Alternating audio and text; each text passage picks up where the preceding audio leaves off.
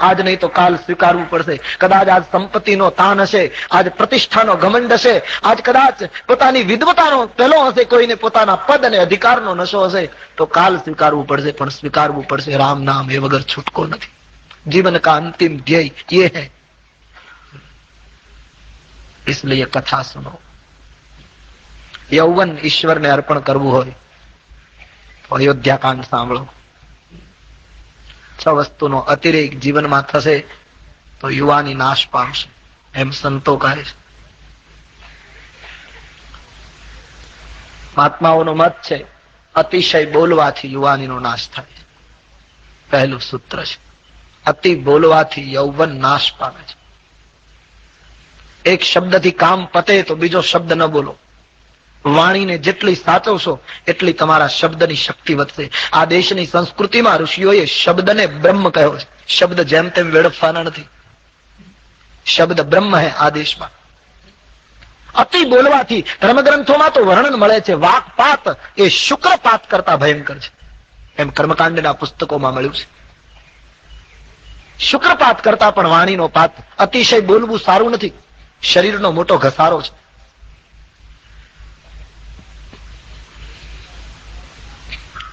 તો અતિ બોલવું એનાથી યૌવન ઘસાય. ઘણા લોકો અમને જ એમ કહે છે, પેલું તમને લાગુ પડે, તમે વક્તાઓ 6 કલાક બોલ બોલ કરો. ત્યારે અમારે કહેવું જોઈએ કે રામ ગુણગાન માટે, વાણીની પવિત્રતા માટે, સ્વાંત સુખ માટે અને પરમાર્થ માટે બોલવું, એનાથી યુવાની નાશ ન પામે, એનાથી તો યુવાની દિવ્ય બને. પણ જે લોકો બેકાર બોલ્યા કરે છે એને આ લાગુ પડે, જે કારણ વગર બોલ્યા કરે. કોઈ રમૂજમાં કહ્યું ને કે અમદાવાદના બસ સ્ટેશન ઉપર એક બેન પોતાના બાબાને લઈને ઉભા હતા ઇન્ક્વાયરી ઓફિસ પાસે. એમણે પેલા માણસને પૂછ્યું કે વડોદરાની બસ કેટલા વાગે મળે? તો પેલા ભાઈ કહ્યું સવારના 5:30 વાગે. તો કહ્યું પછી બીજી કોઈ બસ? કહ્યું બીજી 9 વાગે.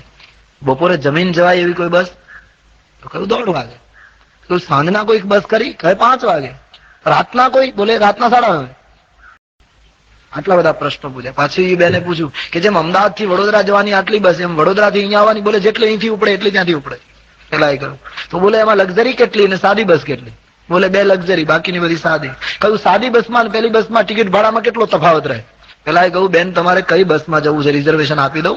તમે આ મને આટલા બધા પ્રશ્નો પૂછો, તમારી પાછળ આટલી બધી લાઈન છે, તમારે જવું છે ક્યાં? બોલે મારે ક્યાંય જવું નથી. તો આટલા બધા પ્રશ્નો શું કામ પૂછો? કે તમે મારી સાથે બોલો છો ને એમાં મારો બાબો છાનો રહી જાય છે, એટલા માટે હું વાત કરું, મારા બાબાને શાંત કરવા માટે. આવું જે બેકાર બોલવું છે એનાથી યુવાનીનો નાશ થાય. ભગવત ગુણગાન માટે બોલાય એનાથી યુવાની નાશ ન પામે. તો અતિ બોલવાથી યુવાનીનો નાશ. બીજું, અતિ ચાલવાથી યુવાનીનો નાશ. માણસ અતિશય પંથ કાપે, શરીરને તોડી નાખે બરાબર નથી. ભજન કરવા માટે શરીર જરૂરી છે. રામચરિત માનસના ઉત્તરકાંડમાં લખ્યું છે તન બીનું બેદ ભજન નહીં બરના. શરીર વગર ભજન કેમ થશે? શરીરને ભોગ પણ ના આપવા જોઈએ. અને કળિયુગ માટે એક કાળ હતો માણસ બહુ તપ કરી શકતો હતો વર્ષો સુધી. કળિયુગની અંદર શરીરને બહુ ત્રાસ પણ ન અપાય અને બહુ ભોગ પણ ના અપાય.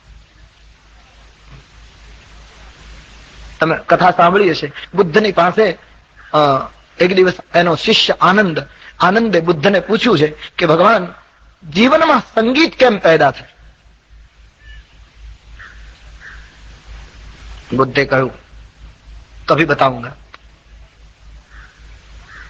કહેવાય છે કે આનંદ વીણા વગાડવામાં બહુ કુશળ હતો, સંગીતજ્ઞ હતો. એક દિવસ બુદ્ધે આનંદને કહ્યું આનંદ જરા તેરી બીના લેકર આ તો. પેલો વીણા લઈ આવ્યો.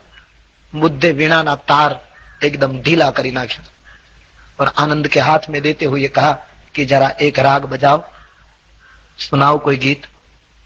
तो आनंद हसी पड़ो.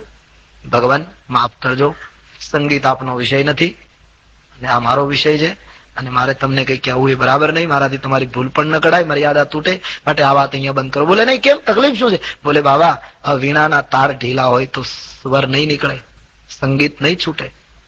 ओ बुद्ध ने कहा मेरी भूल हो गई, ला वीणा वापस ले ली. वीणा ना तार एकदम तंग कर दीधा, एकदम टाइट कर दीधा. कहूं अब बजाओ. પેલા આનંદે કહ્યું બાબા આ વાત જ તમે છોડો, કારણ કે આ તમારો વિષય જ નથી. કેમ કે અતિ તંગ તાર થઈ જાય તો પણ સંગીત નહીં નીકળે. તો બોલે અતિ ઢીલા પણ નહીં અને અતિ તંગ પણ નહીં. જયારે મધ્યમ તાર રહેશે ત્યારે सुंदर संगीत निर्माण થશે. वीणा को फेंकते हुए बुद्ध ने कहा कि 15 दिन पहले का तुम्हारा जो प्रश्न था उसका ये जवाब है. શરીરને બહુ તંગ કરવાથી પણ જીવન સંગીત ગુમાવશો, શરીરને ભોગમાં બહુ ઢીલું રાખવાથી પણ જીવન સંગીત ગુમાવશો. શરીર को मध्यम बना दो. તો શરીર જરૂરી છે, એને તોડી નહીં નાખવાનું. અતિ ચાલવું નહીં. શરીરને વ્યાયામ મળી રહેવો જોઈએ, શરીરને કસરત મળી જાય, અવયવોને એક પેલી મળી રહેવી જોઈએ, અભ્યાસ, એ બરાબર છે. પણ અતિ ચાલવું એ યૌવનનું ઘાતક છે. અતિ બોલવું, અતિ ચાલવું. ત્રીજું, અતિ ભોજન કરવાથી યુવાનીનો નાશ થાય. માણસ અતિશય ભોજન કરે તો યૌવન ઘસાય. અતિ જમવું નહીં. શરીરને પૌષ્ટિક તત્વો મળી રહે, શરીરનું સ્વાસ્થ્ય અને શરીરની શક્તિઓ સચવાઈ રહે એવો માણસ ખોરાક જરૂર લે, પણ અતિ ભોજન માણસના શરીરને તોડે છે.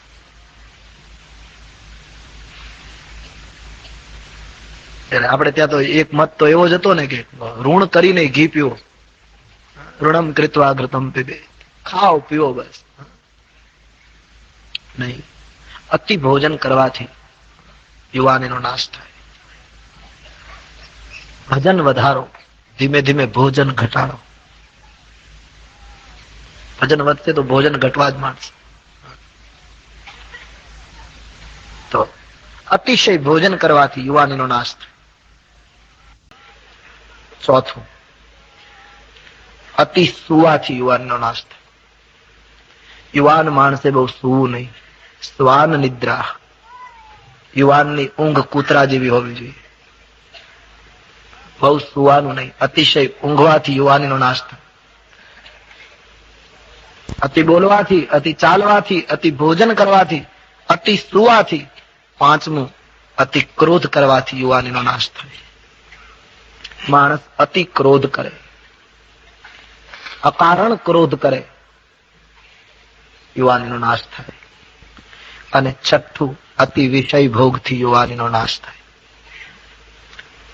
પ્રજોત્પત્તિમાં કામ હું છું એમ વિભૂતિ તરીકે ઘોષણા કરનાર ભગવાન કૃષ્ણએ પણ કામની સરાહના કરી છે. પણ અતિ ભોગ, અતિ કામના માનવીના યૌવનને તોડી નાખે છે.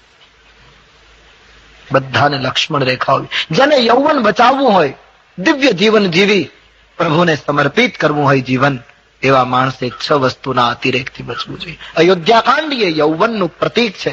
અને તેથી જ એમ લાગે છે કે તુલસીદાસજીએ અયોધ્યાકાંડના મંગલાચરણના 3 મંત્રોમાં પ્રથમ શ્લોક શંકરજીની સ્તુતિ કરી. રામજીની સ્તુતિ નથી પ્રથમ, શિવની સ્તુતિ. કદાચ એટલા માટે કે યુવાનીમાં જ માણસને કામ તત્વ હેરાન કરે અને કામને બાળનાર ભગવાન શિવ છે. માટે યુવાનીમાં માણસે શિવની સ્તુતિ અનિવાર્ય છે. શિવને ભજવા જોઈએ, શિવને યાદ કરવા જોઈએ. તો પ્રથમ શિવ સ્તુતિ છે. યસ્યાંગે ચ વિભાતિ બુધર સુતા દેવાપગા મસ્તકે ભાલે વાલ વિધુર ગલે ચ ગરલમ યસોરસી વ્યાલરા. बड़ी सुंदर स्तुति है. शब्द पर ध्यान दे.